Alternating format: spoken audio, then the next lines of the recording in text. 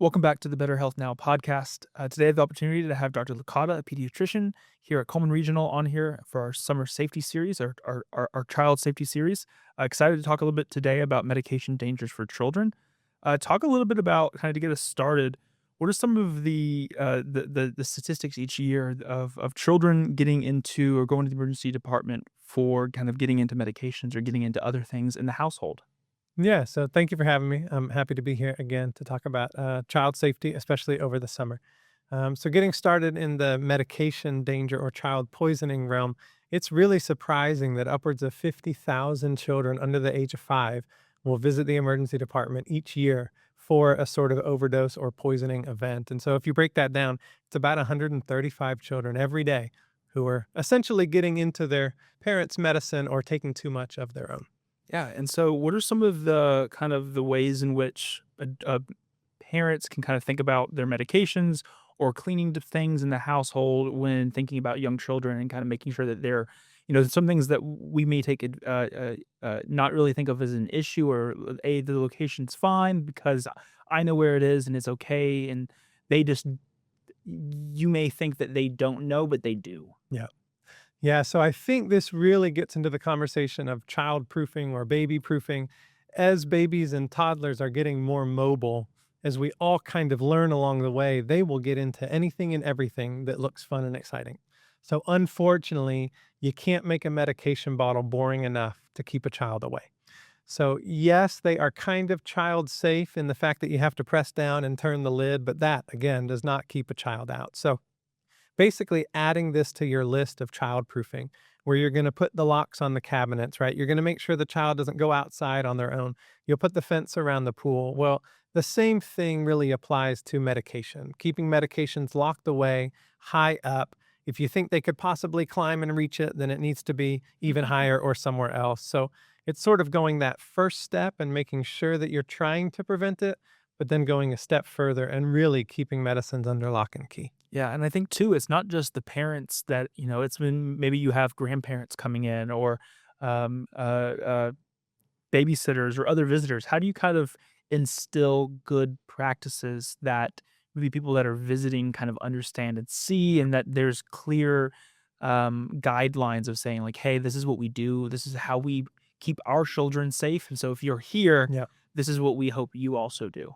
That's a great point, and that can be difficult, right? Because we do really well sort of policing ourselves, but we get a little bit uncomfortable when we have to tell the visitors or the guests that, "Hey, these are kind of the rules." So, when you're having the same conversation of we take our shoes off and we wash our hands and that kind of thing, you really just want to get them thinking, "How can I keep things away from the children in the home?" Luckily, most children will stay out of the rooms where they don't usually go. So you can keep your purse, you can keep your coats, you can keep those things in the guest room, and that can hopefully keep the child away. But really, just making sure that visitors and guests only bring the necessities, only bring what they need to have, and maybe checking their bag, checking their purse, and taking out the extraneous things before they come over. That might be helpful as well. And so if a child does get into something, what are sort of the precautionary things that the parents should do? Who should they call? What numbers should they have saved? And kind of what is sort of that process for them? Because it can be such a very, oh, I didn't think about that, or it's a very it can be a very scary situation very quickly. And so making sure that the things are in place that they know what next steps look like. Yeah, that's a great question. I'm glad you brought that up because while prevention is so important, unfortunately, we were probably going to be in the position where maybe we don't have to treat, but we have to get the child to the right place for treatment. So, something I learned long ago, we can all remember 911, but we don't all remember the number for poison control. So, finding that number and then saving it in your phone. And so, just for the guests and the listeners, the number here in Alabama is 1-800-222-1222. So if you can keep that number in mind, 24/7 access to a poison control nurse who can give you guidance on how to monitor the child or when to seek help. I would say I would ask parents to remember three important things for when to either call 911 or even bypass that and get your child to the nearest hospital. When the child's not breathing, when the child seems overly confused or lethargic, or if the child you think is having seizures. Those are going to be the biggest things where you do not pass go, you go straight to the hospital. But I think poison control, saving it in your phone is probably the biggest tip I could. Yeah, and so I think too on the flip side of this conversation is just maybe even not necessarily medication that the child should get into that is for adults, but Yeah. medication that is for children, making sure you give them the correct amount. How important talk a little That's bit right. about that because I think sometimes, you see those recommendations, you're like, "Well, they don't know me." How Yeah. important is it that, these recommendations or these guidelines are there to protect, not just really to go, "Well, it's just for certain cases, not for me, and I can Yeah. do whatever," kinda thing. Yeah. Yeah, that's a really good thought. I would put this in a similar category to food. My wife is a dietitian, so she brings this up a lot. Too much of a good thing does not necessarily make it good anymore. Mm, So, when it comes to medicine, in pediatrics, we are unique in that a lot of our dosing is based on the weight of the child. So, not necessarily the age. So, that's an important thing to remember. But just making sure that you ask your doctor, what is the appropriate dose for this condition, for this problem for my child? Because unfortunately, a lot of foreign substances that we put in our body, they will have negative side effects. And so Benadryl is a medicine that, yes, it can make you sleepy, but it can also make you overly sleepy. Tylenol is a medicine that will treat your fever, but it will also hurt your liver. Motrin, the same, it can hurt your stomach, right? So you can get unintentional overdoses or poisonings or kind of organ failure from too much of a good thing. yeah, and I think it's also, like, an important thing to think about of, you can, of multiple medicines to treat something, like, just kind of Mm, sticking to giving one medicine at a time.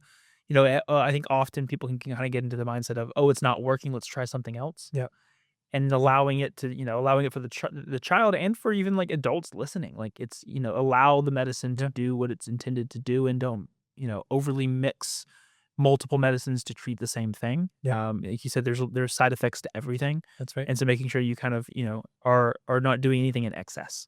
As we kinda wrap up the conversation, is there anything else you'd wanna leave parents with thinking about the medication dangers for children, thinking about, ways to equip their home, anything else that kinda sums up this conversation? Yeah, I think the sort of polypharmacy that you described at the end, I think for two reasons, it's important to try to seek out medicines that have a single ingredient. One, so that we know what's helping the child. We're really only trying to treat fever. Yes, the child has cough too, but let's give one medicine for the fever and we can give a second medicine for the cough. If you give combinations, you don't often know exactly which ingredient is helpful. And then, secondly, as you described, if you're taking multiple things at one time, you don't always know what's causing the negative side effect or what exactly did I actually give too much of. Sometimes the combination medicines don't have the same weight-based dosing of each ingredient, so it's just easier to separate it out and measure them all separately.